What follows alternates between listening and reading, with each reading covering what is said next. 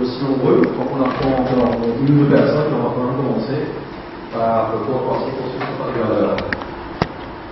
L'idée donc de cet exercice aujourd'hui, c'est de vous présenter de façon un peu plus détaillée IBL. Vous connaissez tous IBL, mais quelque part, on entend from the inside, avec le chief exécutif Nicolas Negro et le chief financial officer Guy Holland, c'est un avantage. Donc l'idée, c'est que Nicolas fasse une présentation sur les activités, fasse une présentation sur les challenges, sur les opportunités, sur la stratégie. Et enfin, Gaëtan donc prendra le relais pour parler un petit peu des chiffres que vous avez dû voir déjà dans la presse depuis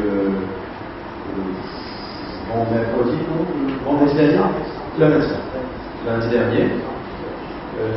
Et donc, il n'y a pas beaucoup de surprise à ce niveau-là, si ce n'est que les résultats sont quand même solides et intéressants. Nous prendrons donc, comme d'habitude, des questions à l'issue des présentations. Merci. Merci. Bonjour à tous, bienvenue. Plaisir d'être partagé dans cette prochaine heure avec vous pour discuter d'IBL, de partager où nous sommes arrivés, mais aussi de partager aussi notre vision où nous voulons partir, dans quelle direction et où nous voulons partir. Donc on va rapidement sur l'agenda de la journée, donc une présentation. Ensuite la quick overview d'IBL. Donc nous avons 6 secteurs d'activité. Commerce IBL, donc le commerce avec des activités qui sont brand actives et attractives. Donc brand active dans tout ce qui est branding, dans toutes les marques, L'Oréal, Palmolive, Kraft, etc. Et attractive qui fait la même chose dans la santé. Nous avons aussi chez attractive une activité de medical equipment. Nous travaillons très proche avec les hôpitaux et les cliniques en Maurice, mais aussi dans les pays comme Madagascar et le Seychelles. L'engineering regroupe les activités de Stomat, les ex-activités de Robert Lemaire. Donc vous savez qu'on a rené Engitech, donc c'est une structure beaucoup plus légère, intéressante, qui a un avenir. Nous avons aussi restructuré Robert Lemaire et à travers nos différentes compagnies. Par exemple, Macéter Vision est une compagnie qui vend des machines pour l'agriculture, a été absorbé par Stomat. Il y a une synergie évidente.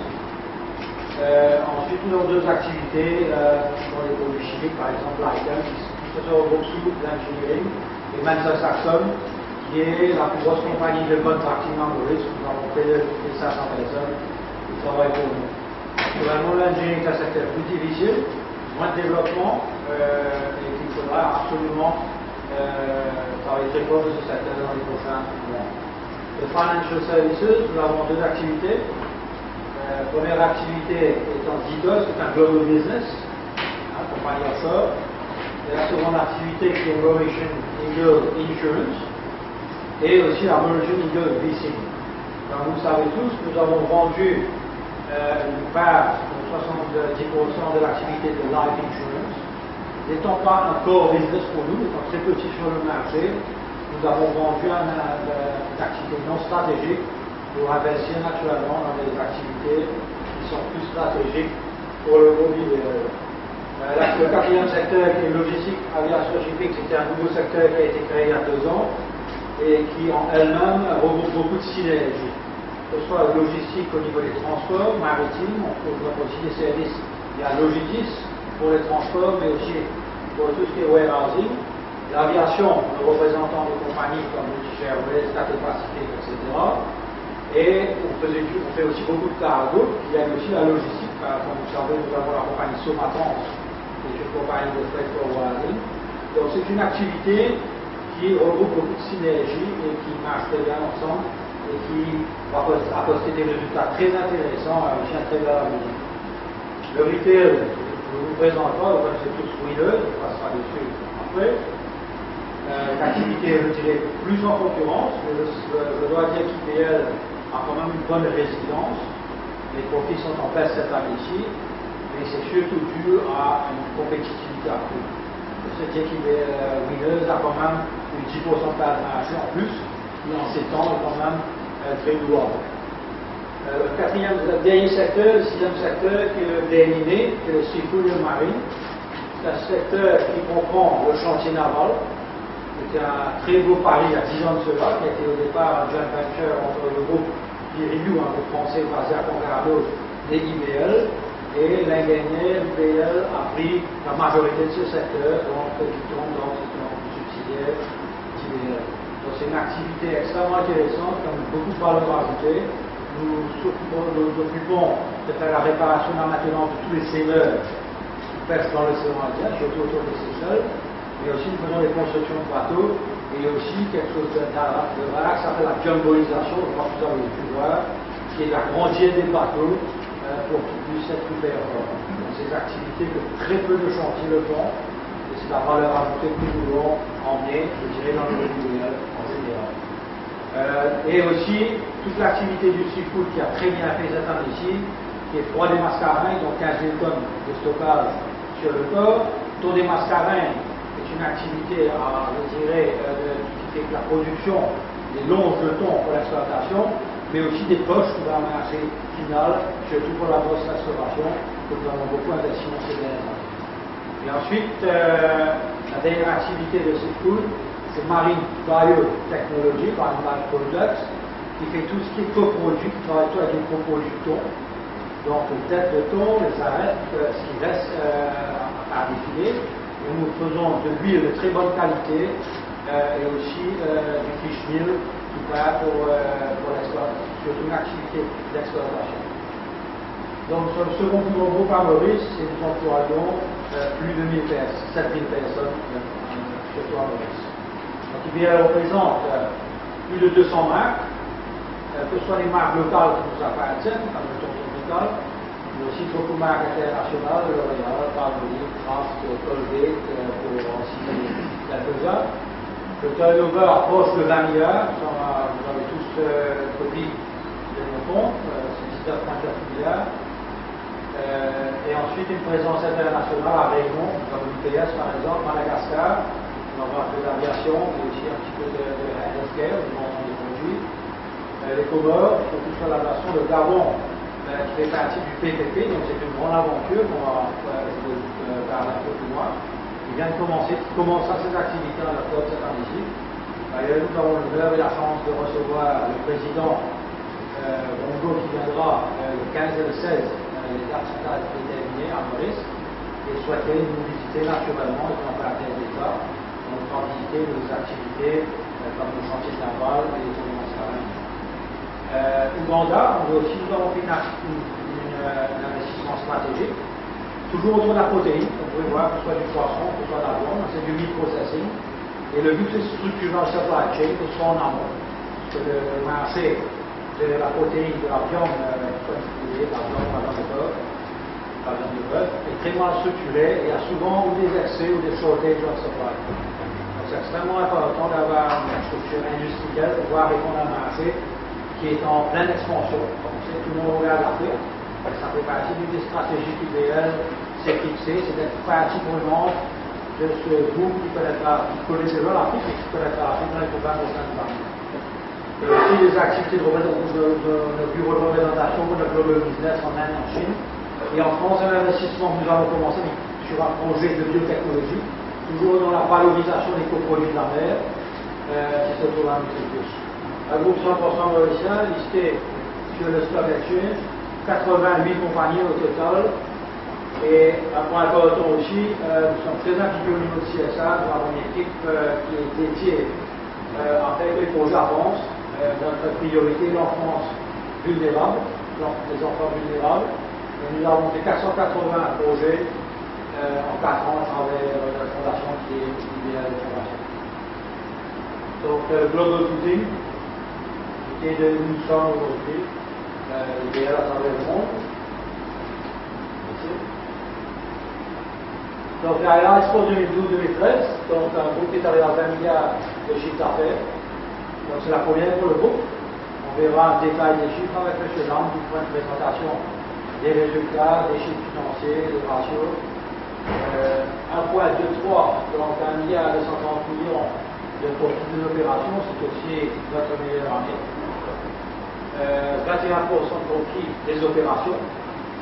Donc ce qui prouve l'idéal a été très résilient dans ces moments difficiles, surtout avec un marché européen difficile. Il faut savoir que l'IBL exporte 40% de ses activités sont exportées, que ce soit à travers le global business, surtout au niveau du chiffre d'affaires. Le Vesper Bomber, alors ça c'était le pari d'IBL après il y a 10 ans de cela, c'était un pari difficile, c'était un pari osé, mais ça fait partie de la fibre d'entrepreneuriat d'IBL, que ce soit au Gabon ou au Rwanda. C'est un projet à long terme. IBL ne joue pas seulement sur le court terme, mais IBL investit sur le long terme. Donc sur le Gabon ou le Rwanda, on verra que les revenus commenceront à venir dans 2, 3 ou 4 ans. Et c'est un projet à long terme. On voit qu'aujourd'hui le Seafood est à Paris qui paye et nous sommes aujourd'hui la référence dans ce qui s'agit du Seafood à Maurice ayant une structure verticalement intégrée. Donc nous avons, comme vous savez, aussi acheté Robert Lemaire. Donc nous avons le Stingline qui est rendu performant, donc nous y croyons dans les résultats. Donc le rebranding c'est très bien fait. La prochaine activité. Ressources humaines, donc avec 7500, plus de 7000 personnes, cela de la santé qui part absolument un structure solide. Donc nous voulions créer, nous avons créé, donc M. Béa Caspar qui est ici présent, et nous, qui est arrivé comme Chief Human Resource and Communication Officer, qui m'ont d'abord d'IBL de vraiment focus sur les ressources humaines dans les prochaines années. Je dirais encore plus avec les investissements étrangers, de s'entourer de bonnes personnes dans les pays qui sont plutôt loin de nous. C'est extrêmement important, il y a un gros challenge pour pouvoir réussir dans les années à venir. Donc, un point sur Bill Maurice, souvent on dit qu'on entend beaucoup de groupes délaissent Maurice pour d'autres pays, ce n'est pas vrai. Et la preuve par chiffre, nous sommes extrêmement implantés, nous croyons en Maurice, nous continuons à investir en Maurice. Dans une stratégie très claire, très nette que je vais vous présenter plus tard, mais juste pour dire ce que je viens de vous dire, le groupe a investi quelques 700 millions de roupies dans les 2 dernières années en Maurice. Donc je crois qu'on verra un peu le détail de ces chiffres qui nous donnent une idée où nous avons investi et dans quel secteur. Donc sur les projets internationaux, qui vont être aussi, sont aussi importants pour un groupe comme l'IBL, c'est pouvoir se développer et surtout pouvoir emmener ce savoir-faire que nous avons construit ici à Maurice. Nous avons un très beau savoir-faire. Maurice est lui-même, je dirais, un laboratoire, car nous avons énormément d'activités et dans un petit pays. Et c'est extrêmement intéressant, les Africains sont extrêmement intéressés par le savoir-faire. Et nous avons pu séduire, par exemple, les ministres gabonais qui sont venus ici, de voir notre activité et nous ont appelés à venir développer la même activité chez eux. Donc, c'est un bon exemple où l'IBL, son savoir-faire, sa structure, sa diversification aidera à se développer à l'aide.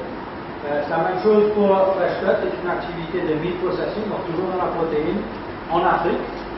J'en ai parlé plus tôt, avec l'idée de s'étoffer, de grossir au niveau de la distribution, mais aussi au niveau de la production. Donc, les challenges. Donc, comme tout groupe, nous avons des challenges qu'il faudra faire avec. Donc, le premier, c'est le State of Evolution économique. Donc, il est clair que pour nous, l'état d'économie à Maurice va effectivement affecter positivement ou négativement les résultats.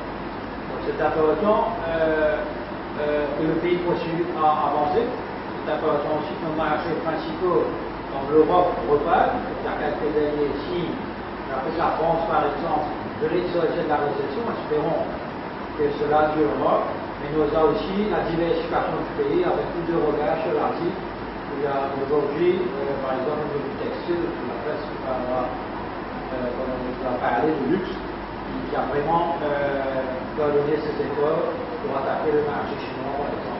Donc toutes ces activités où l'IBL ne sont pas, comme je l'ai dit, aura aussi un impact direct sur nos activités, car nous sommes des pourvoyeurs de services à ces activités de production, que ce soit du textile, que ce soit du tourisme. Le second facteur qui sera impactera, c'est le seafood environment. Alors je mets le mot volatile parce que l'activité elle-même est volatile.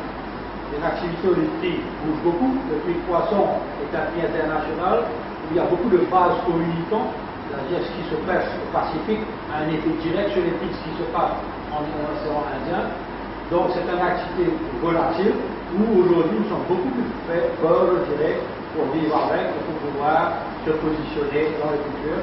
Et c'est clair qu'il y aura un impact positivement relativement sur la profitabilité et en étant maintenant un rôle d'acteur de ce futur. Et le troisième point, c'est le succès de l'Afrique, la stabilité de l'Afrique, le succès de nos projets. Donc beaucoup d'investissements, mais aussi beaucoup de temps, on a une grande vision, que ce soit au Gabon, que ce soit nous en Nord. Nous voulons vraiment nous structurer et pour pouvoir grossir et devenir un important player dans ces pays. Donc, notre stratégie.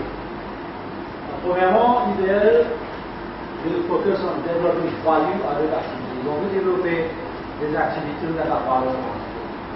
Je crois que c'est directement lié au second point qu'on ne peut pas rentrer dans les métiers, surtout à Maurice, où on rentre directement en concurrence sur les produits de commodité. Donc, à titre d'exemple, dans le seafood hub, au niveau de la valeur ajoutée, nous faisons de l'huile aujourd'hui de thon qui va directement aux enfants qui viennent naître.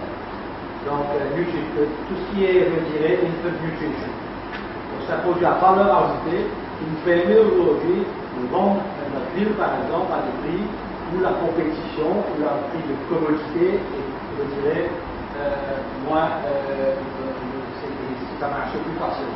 Donc avec beaucoup d'investissement, mais aussi avec un savoir-faire, c'est encore plus en monde idéal vers, je dirais, des contrées qui nous permettent de ne pas avoir trop de compétition. Sur la compétition aujourd'hui mondialement. Un autre exemple, c'est qu'avec Princesse Fina, qui se trouve à côté de Marine Bayeux, nous allons nous servir au musée pour faire de la protéine et pour faire de l'huile. Aujourd'hui, cette autorité et ensuite Westwater. Donc le but c'est de pouvoir se servir de cette eau et de pouvoir faire des produits qui vont être vendus. Donc toute cette recherche nous emmène à, je dirais, aller vers des produits à valeur ajoutée. Si vous prenez Winners par exemple, nous avons énormément investi dans tout ce qui est bakeries, les boulangeries. Donc vous connaissez tous les Winners.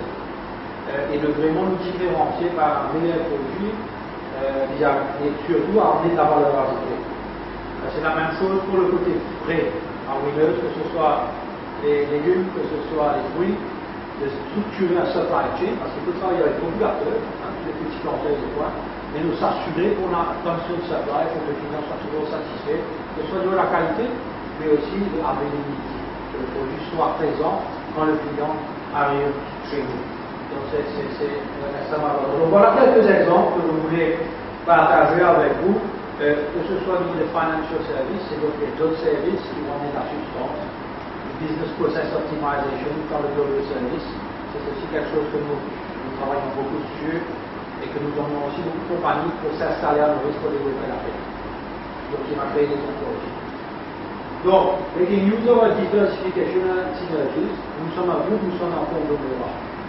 Et c'est important pour nous de prendre avantage de ce conglomérat. Donc, quand on part en Afrique, nous emmenons tout ce savoir-faire, plusieurs sociétés pour nous aider à créer quelque chose de solide.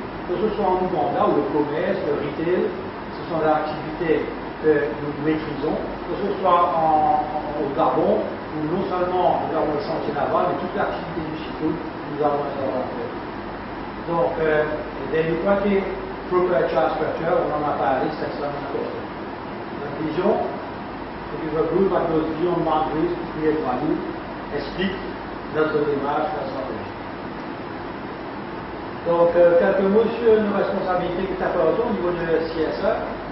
Nous avons en 2012-2013 dépensé près de 9 millions pour des projets, avec 25 projets nationaux et 59 projets souvenirs. Et comme vous le savez, notre focus est sur l'enfant vulnérable. Nos projets sont structurés autour d'une très bonne équipe. Et quelque chose de très important, c'est beaucoup de membres individuels, des employés individuels participent dans ces projets, ce qui fait, je dirais, une force intrinsèque du groupe et partie vraiment de notre groupe. Quelques photos concernant tous les projets que nous avons faits à travers les Maurice. Voilà, je vous remercie. Je passe la parole à M. Lang pour présenter Voilà.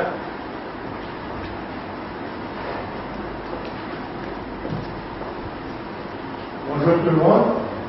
On va essayer de présenter tout ça dans le concret, ce qui a été dit, avec les chiffres, les résultats et en juin 2012, 2013. On a commencé par le revenu. Le commerce qui comprend impactif et relatif, c'est-à-dire toutes les banques L'Oréal, RAF, etc. Et puis le côté pharmaceutique. L'année a été plutôt difficile, 3% de growth seulement, mais c'est très très compétitif à ce niveau. On va voir un peu comment ça se traduit dans la profitabilité après. L'engineering, avec l'apport de Robert Lebert, c'était Enchtech aujourd'hui, parce que ça a été, le nom a changé à Enchtech. Il y a eu un growth de 22%. Les services financiers, là aussi, quelques difficultés de l'État, comme vous savez, mais il y a quand même certaines diversifications qu'on est en train de faire.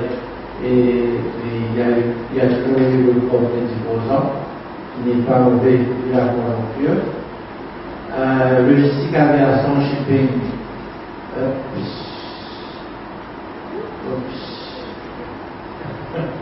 Logistique, aviation, shipping, ça aussi, il y a eu une augmentation. Pas très grosse sur les revenus, mais quand même, la profitabilité.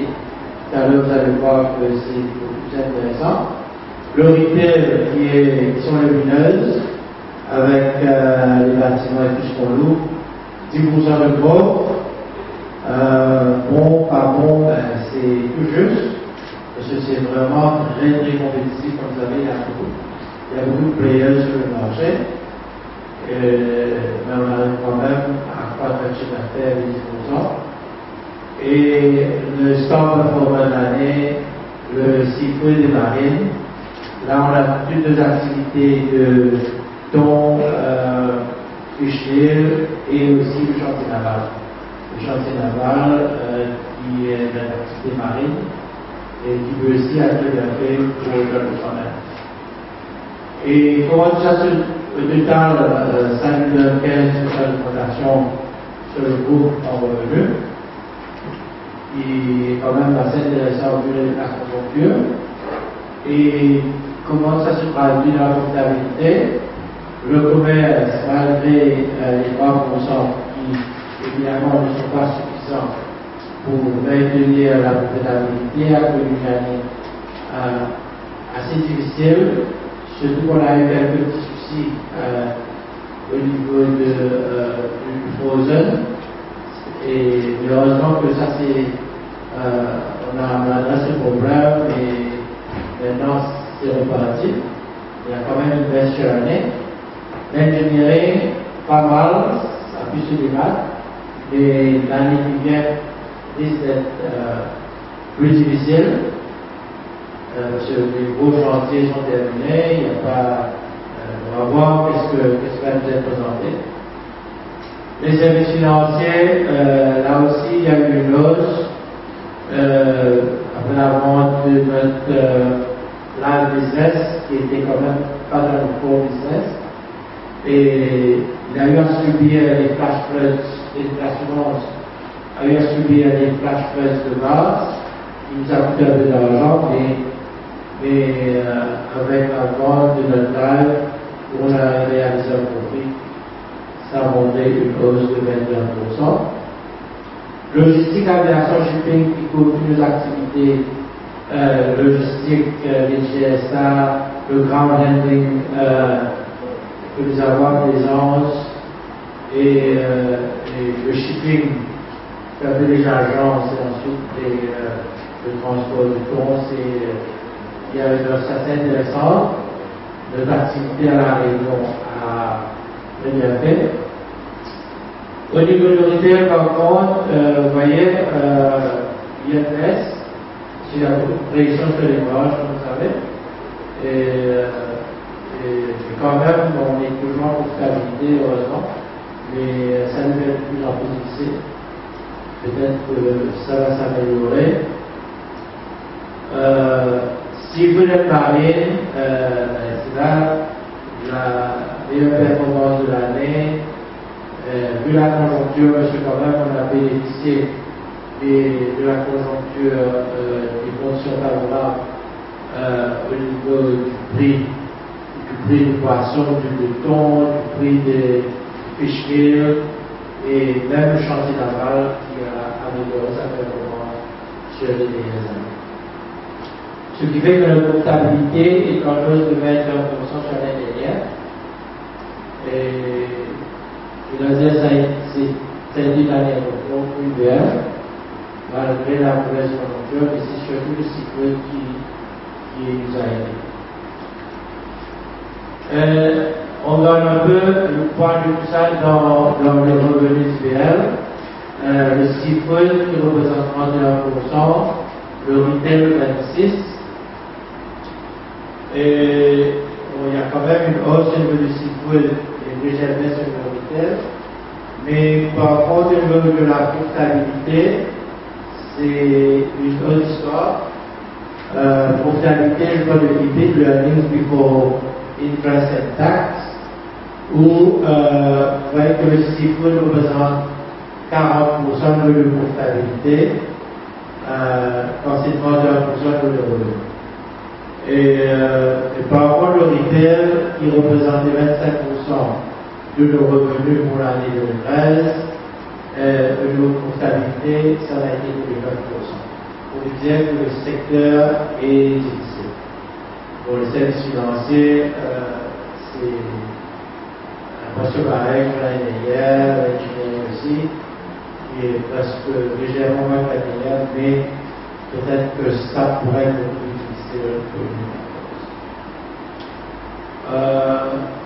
au niveau des ratios, le earnings per share du groupe, oui, ça a augmenté, et le net asset per share contre le share price, c'est toujours pour le comparer, c'est pas cher, et quel est le prix sur le marché, vous verrez qu'il y a une prime de 40% à peu près entre le share price et le net asset per share, qui est quand même très intéressant. Ça rend pour dire que la confiance que le marché a dans les actions d'IBL. Et quand on compare le share price sur Sendex, on va voir que IBL, le share price a outperformé Sendex que ce soit le bilan de 2012 ou 2013. C'est-à-dire que l'augmentation du share price d'IBL a été plus forte que l'augmentation de Sendex. C'est-à-dire que les indicateurs sont corrects pour le groupe,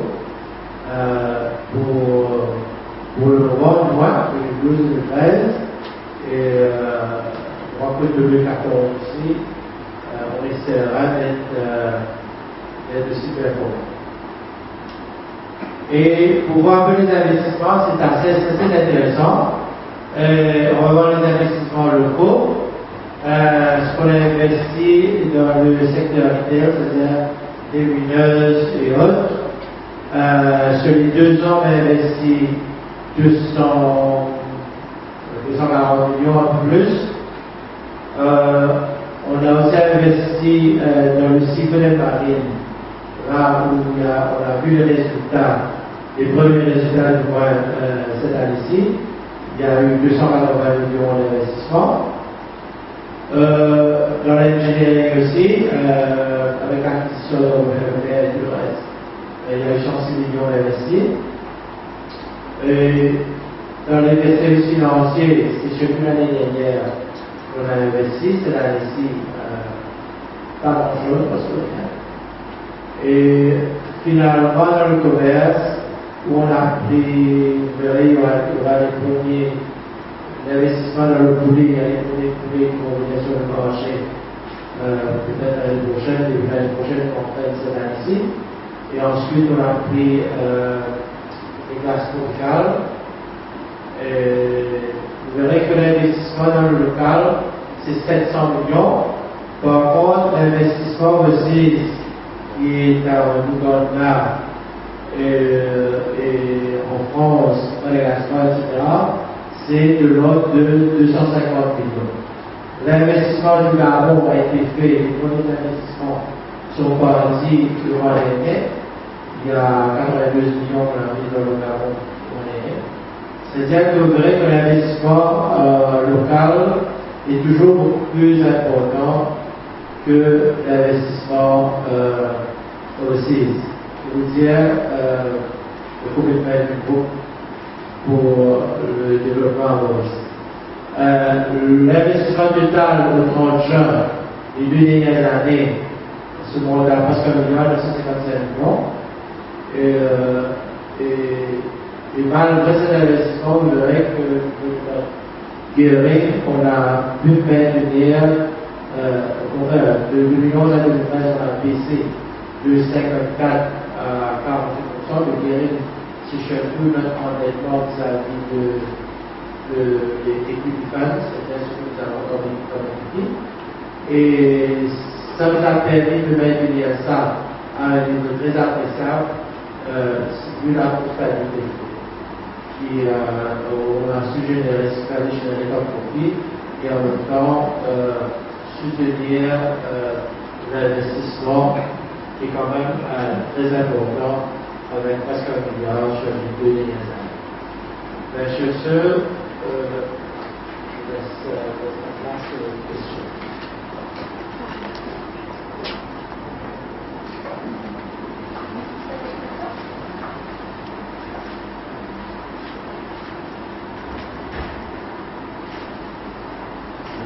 L'investissement sur le potentiel maximum. L'investissement, je vais plus longtemps que vous avez dit que l'investissement privé à Maurice, il en reste. C'est pas le cas pour l'UPL. L'UPL, comme vous avez vu, les chiffres qu'on a investis sur les 2 dernières années, l'UPL a investi quelque chose comme 700 millions en local. Et comparé avec 255 millions aussi, c'est-à-dire que les 2 dernières années. On a toujours investi à Maurice. Quoi qu'on est en train évidemment de voir les opportunités ailleurs aussi, mais le comité d'UPL reste toujours l'investissement aussi.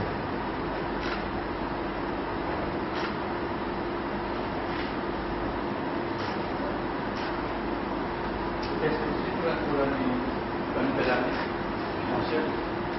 Quelles sont un peu les perspectives pour Les perspectives, comme je vous disais, au niveau de commerce, on va essayer de régler les problèmes et s'assemble sur le repas. C'est-à-dire que le commerce devrait pouvoir se défendre, mais on croit que l'ingénierie est difficile. Parfois, au niveau de cycle, je vais laisser la parole aux exécutifs pour vous dire ce qui est très impliqué dedans sera vous donner beaucoup plus de détails. Bon, déjà, une des écoles de Montréal, c'est un conglomérat.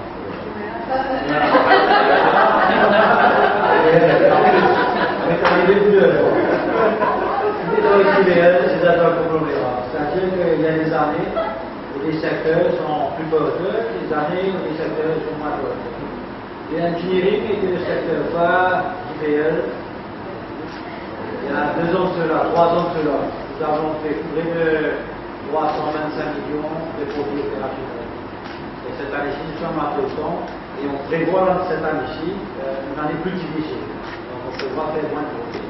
Car il y a moins de projets, il y a moins de construction et je dirais que les acteurs dans ce domaine, que ce soit au niveau agriculture, ils achètent moins de tracteurs, c'est évident pour le secteur. Donc on voit une année difficile pour l'ingénieur. Notre force chez IBL, c'est grâce à ce conglomérat de pouvoir balancer. D'autres secteurs, nous pensons, feront mieux. Le secteur commercial, le commerce, nous pensons, fera mieux. Parce que l'année dernière, quand on fait assez mal dans le produit, aujourd'hui nous sommes sortis du commodity. Nous faisons beaucoup plus de branded products. Donc cette stratégie de get out of commodity va se passer dans tous nos différents secteurs. Nous pensons aussi que le secteur logistique, aviation et shipping fera mieux. Nos activités, déjà les 2 premiers mois, ont été beaucoup plus intéressantes. Nous pensons aussi que les secteurs financiers, on a eu, comme M. Lam vient d'expliquer, les flash floods de l'année dernière, donc nous espérons que c'est la dernière fois. Donc nous pensons aussi mieux faire. Et je dirais que le secteur est difficile de prévoir est le secteur du shipping. Sachant que maintenant nous avons une très bonne base en shipping. Donc autant que dans les années précédentes, nous avons perdu de l'argent, et ça fait partie encore de cette culture d'entrepreneuriat d'investir pour le long terme. C'est maintenant que l'investissement dans le chantier naval, qui était des investissements très lourds, je vous rappelle, des investissements dans des usines où nous employons 2000 personnes, c'est maintenant qu'ils commencent à corriger ces trucs.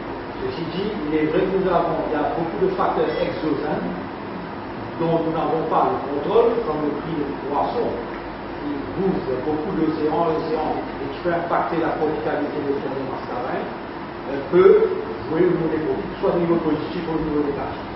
Donc globalement, nous restons sereins pour cette année et confiants. Ceci dit, nous sommes au début, on va dépendre aussi de comment l'économie mauricienne va évoluer. Donc espérons aussi que le budget va nous apporter une sous, qu'il y aura des investissements dans le pays qui va relancer toute la machine et continuer à faire une Maurice plus forte. Justement, vous avez évoqué le budget, qu'est-ce que vous attendez du budget? Donc c'est clair qu'aujourd'hui, il y a une certaine morosité sur la place. Je dirais que cette morosité est due surtout au manque d'investissement que nous avons en général dans des secteurs où nous sommes présents, par exemple l'ingénierie. Nous avons connu quelques très belles années, de 2007, 2008 jusqu'à 2012, nous avons connu très bonnes années. Mais c'est vrai que le carnet de commande de beaucoup des activités qui sont dans ce secteur de contracting, engineering, etc., ne sont pas très réjouissantes. Donc il est clair que ce que nous attendons de ce budget, c'est que des actions et des décisions sont prises pour relancer l'économie et redonner la confiance à tout un chacun. Parce que cette confiance va automatiquement créer la consommation et faire que nos activités en Maurice vont devenir plus solides. Donc, le style de l'économie, ça n'est pas clé pour vous, une émotion clé pour la croissance de la compagnie. Tout à fait. Et il y a peut-être une déclaration que Majette, qui a été boule de neige, notamment en ce qui concerne le leadership du pays. Est-ce que vous croyez toujours que le leadership est beaucoup plus dispersé? Je crois qu'effectivement, comme vous l'avez dit, c'est une déclaration que j'ai faite dans un contexte beaucoup plus large, l'explication des résultats du groupe GRL et de son positionnement comme un leader sur le marché mauricien et certainement un des leaders de la région. Et effectivement, cette déclaration, semble-t-il, fait couler beaucoup d'encre dans les divers maisons de presse et peut-être interpellé, choqué un certain nombre de personnes. Je dis simplement que, en tant qu'opérateur économique, nous avons besoin, comme M. Méro vient de vous le dire, d'un environnement qui soit extrêmement stable, avec une vision qui permet aux opérateurs, aux investisseurs étrangers mauriciens de se positionner, de créer un emploi, de créer la valeur ajoutée, et que nous avons besoin donc de cet environnement. Donc, je ne reviendrai pas sur les déclarations. Puisque vous n'avez pas que vient de parler de flash flood, qu'on soit en flash ou slow, whatever, it may be, mais c'est clair que le budget qui viendra en début novembre devra nous donner des incitations précises dans la direction dans laquelle nous voulons le pays. Voilà.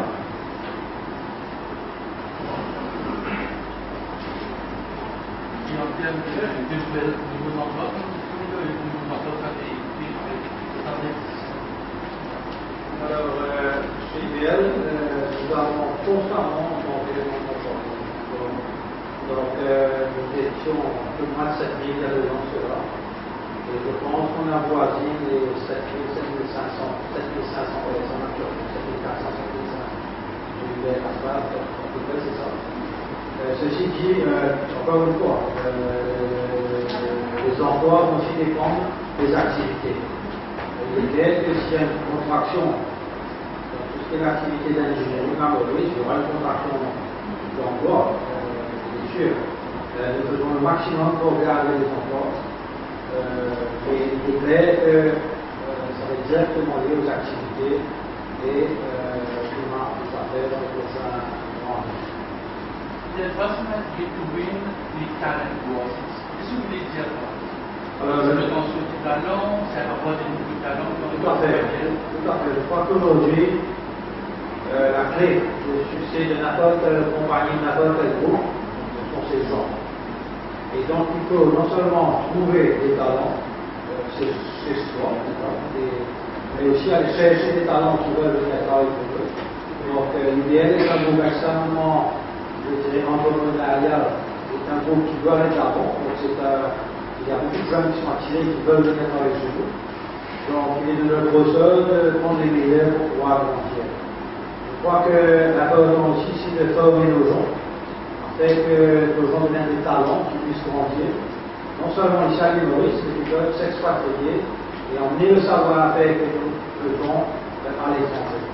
Donc, le talent est quelque chose qui sera maître mot dans les années à venir. C'est grâce à nos équipes, à nos employés que nous avons rendu.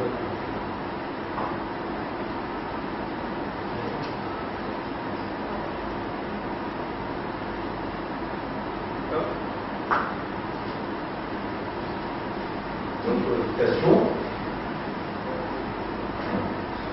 Ok, je vous remercie. Vous avez la chance d'avoir un smartphone qui est le jour à livre. Donc,